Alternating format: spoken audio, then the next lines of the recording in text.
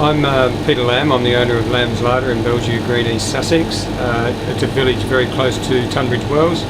We established this shop in 2010 from scratch, which gave us an opportunity to try and build a 21st century village store.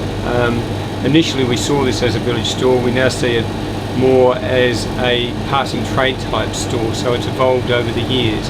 But that's allowed us to evolve our business processes as well to meet the challenges that throws at us. We're a very successful little shop. One of the things we've done is we've differentiated ourselves from the supermarkets. We've differentiated ourselves from other village shops, and that's an intentional business decision on our part. One of the ways we do that is that we bring in lots and lots of products, both local products and also products from Europe, Australia and other parts of the world that are not traditionally found in village stores. And we market those heavily through online marketing. We use Facebook and Twitter a lot. We've got over 1,000 followers on Facebook, over 1,000 followers on Twitter, and we use those two mediums. It's like having your own personal television channel. And it's the cheapest form of marketing that we've found. Now that hasn't been available in the whole time that we've been open, but it's something that we've grasped onto as the technology has allowed us to do so. One of the other things we've done in here is we've tried to make it a destination. So for instance, we have outside seating in the summertime with umbrellas and so on, so people can sit out there and drink their freshly brewed coffee or their soft drinks and so on and have lunch on the forecourt. We also have a chess board in here, so people come in on the weekends and they play chess, they have a few coffees, and it's a very social thing to do. Whilst we are a passing trade type store, we still act as very much as a focus for the village. So people come down here for a bit of a gossip. I always say to people I can't live in this village because I know too much, so I have to live somewhere else. And the whole thing is a giant experiment that is successful for us. I mean, one of the things that we did when the Brexit vote occurred, for instance, is that we introduced a clothing line for the 48%. And that was an opportunity that came about because I looked at Brexit. Personally I voted Remain, but I thought there has to be a business opportunity here that the village shop can market itself internationally in a way. So what we did is we set up a clothing line with the 48% brand. We built a website based around that brand.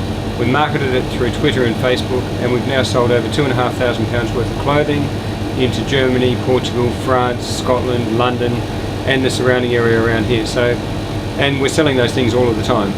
So that was an opportunity that didn't exist prior to June the 23rd last year, and it's just an example of the way we see business and the way we see that you should always keep your eye on current affairs and look at new ways in which to turn a dollar, if you like. The reaction in store to the Brexit lines has been varied. Obviously in this area, like the rest of the country, we have people that voted to leave and we had people that voted to remain. I think most people just say, well, he's a foreigner, who cares? But ultimately, my opinion is that if you have an opinion, you should voice it, and I have an opinion. There's no point having an opinion and keeping it to yourself, because then it's pointless.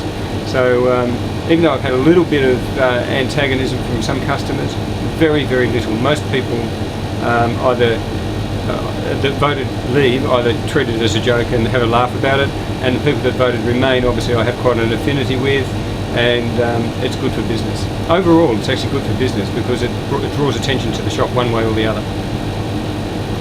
Well, one of the things we do here at Lamb's Larder is we differentiate ourselves from most of the other small shops that are out there. One of the ways we do that is through our catch of the day, our seafood section. And in here we stock lots of different things like whole crab claws, pre-cooked. We have different types of prawns. We've got marlin fillets and barramundi fillets. We've got swordfish, mahi-mahi fillets. We've got whole tiger prawns with their heads on. And smoked Scottish salmon, as well as salmon steaks and so on.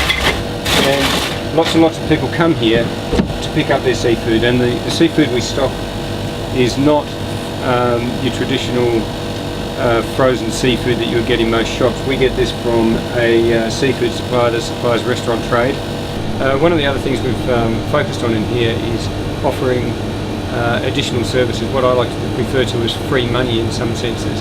For instance, we have a parcel collection service for UPS, we have a parcel collection service for Amazon, we have a dry cleaning agency.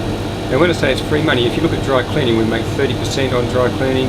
Basically it involves taking someone's package, handing it to a dry cleaner, and then handing it back to the person again.